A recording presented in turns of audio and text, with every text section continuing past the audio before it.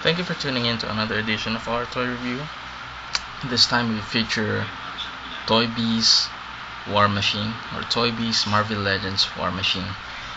First of all, we acknowledge yung may-ari nito, si Kuya Kim. Salamat sa pagpapahiram nito. And of course, as we all know, si War Machine, siya yung kaibigan ni Tony Stark sa Iron Man. Yung suit niya actually, pag-aari ni Tony Stark to. One of the armors ni Iron Man ito eh. I guess in one edition of a Marvel Comics, there's an incident wherein kailangan gamitin ni netong character na to yung suit ni Tony Stark to rescue him. Of course, in the movie, as we all know, siya yung sundalong kaibigan ni Tony Stark. To be honest, nakalimutan ko yung pangalan niya. I would appreciate if someone would comment that. Would comment on that kung ano pangalan na itong kaibigan ni Tony Stark. Anyhow, discussing on the toy itself, very good points of articulation, and once again, yung chrome characteristics ng Toy Biz makikita natin dito sa laruan na to. And as we all know, points of articulation nito, number 1, ito yung torso niya, yan. And of course yung hips, yung kamay niya, very good.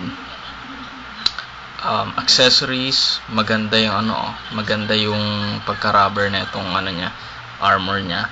And of course yung sa legs niya, maganda siya. And kung mapapansin niyo, yung scale na itong mga laruan ng Toy Biz, excuse me, mas malaki siya yata kumpara sa mga minanufacture ng Hasbro. No offense sa mga fans ng Hasbro, Marvel Hasbro. Pero mas maraming toy collectors ang piniprefer ang Toy Biz Marvel Legends. Anyhow, now how to form this into War Machine. Of course, kakabit mo muna itong bazooka niya dito.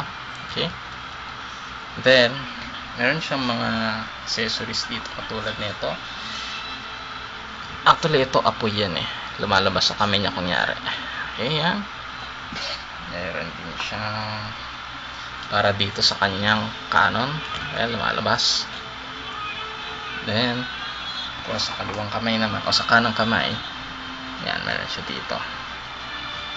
Yan. Okay. Merong isang accessory na winala yung kuya ko na ipapatong mo dito. Ang purpose nun is para para dyan, parang missiles niya. It will serve as his missile. But anyhow, meron pang isang accessory dito na nakalimutan natin. Ito yung mga bala ng kanyang cannon. Lalagay lang natin siya dito. Merong slot dito na paglalagyan. Yan, simple as that. And of course, favorite natin, Iron Man mask. Ito yung maskara na ilalagay natin sa mukha niya. There we go. This is War Machine. Finally. Yan. You know what? Kung meron kayo nito, consider yourself to be fortunate enough kasi hindi na nagmamanufacture ang Toy Biz ng Marvel.